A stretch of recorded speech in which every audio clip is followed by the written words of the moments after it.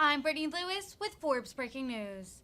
Senator Richard Burr interrogated FDA Commissioner Robert Califf during a Senate Health Committee hearing last week. The hearing centered around the infant formula shortage plaguing the U.S. The crisis was spurred by COVID-related supply chain issues and a recall of Abbott baby formula. Burr expressed his disappointment in the FDA, which he says is sitting in the midst of a large failure and is once again asking for more money, more authority, but less accountability. Here's more from the North Carolina Republican. Let me just say this, Dr. Califf. I'm not sure that there's a seated member of Congress that's defended the FDA workforce more than the one sitting in front of you and the role of the FDA. And I got to admit, I was quite amused to see two doctors use the same data to come to two different conclusions. I was shocked that that would happen. I think it happens every day. But here's some of the real beefs. Will you provide for this committee all the inspection reports on the Sturgis facility since 2019 and the deficiencies that were raised with the Sturgis facility? I will commit to provide everything I legally possibly can. I don't know if there's anything that's enjoined because I've said I can't comment on. Let me put the end date as September 21st of 21 so it doesn't get into the current time period that we're talking about. I think it's, as long as it's legally permissible, I'm committed to do that. It's my understanding that there wasn't even an inspection that was done in 2020. Do you know whether that's accurate? That's accurate. It's accurate.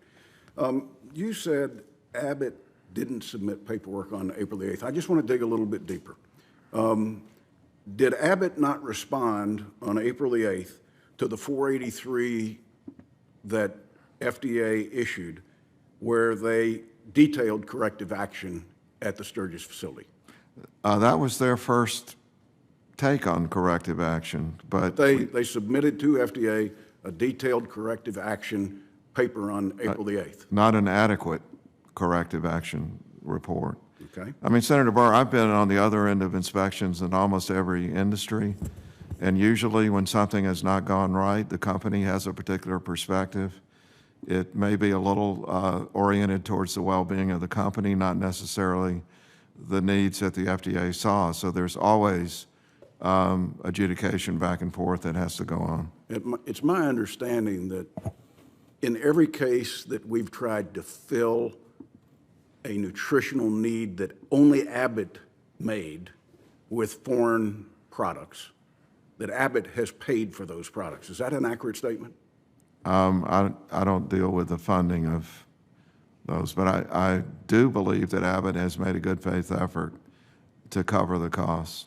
I just don't know the details. So you said earlier that you weren't going to throw the mailroom under the bus.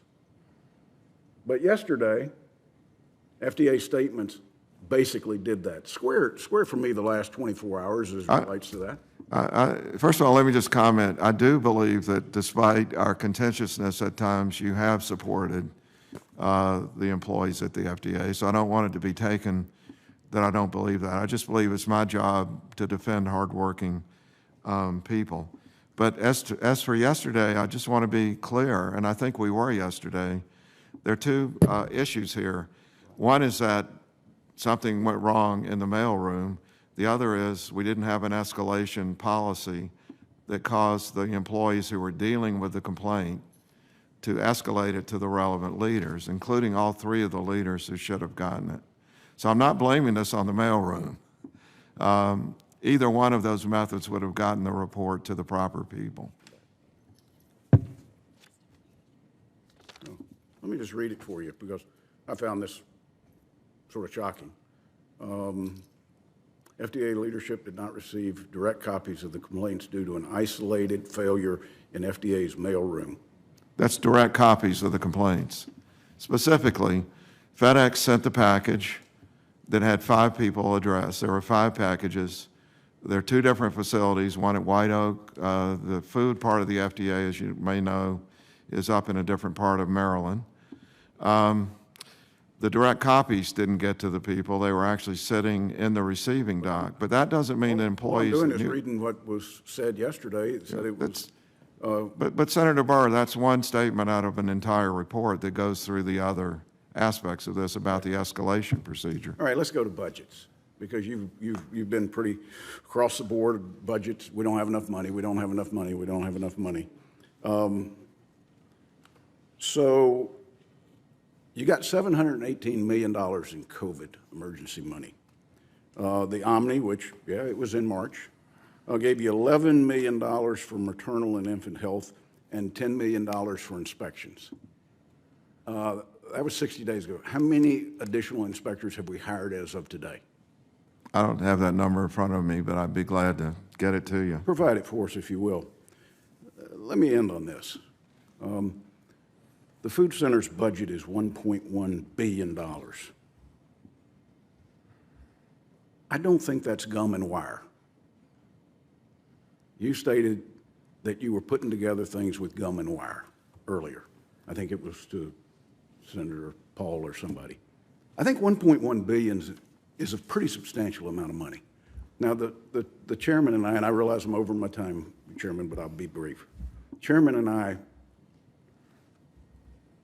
are negotiating the next round of user fees, and we're extremely close. FDA is sitting before us in the midst of a large failure. As an agency, since it was created, and once again asking for money with more authority, more money, less accountability. So I say to you and I say to the chairman, I'm going to go home and I'm going to try to think about this as to whether now is the time for us to move forward on finishing our user fee negotiations. It may be that finding all the answers to this question is increasingly more important than expediting something that really doesn't have a finality until the end of this year. Madam Chairman, I'll work with you as aggressively as I can on this, but I also want to work with you as aggressively as I can to get the answers to the questions that are unanswered today on infant formula. I yield the floor.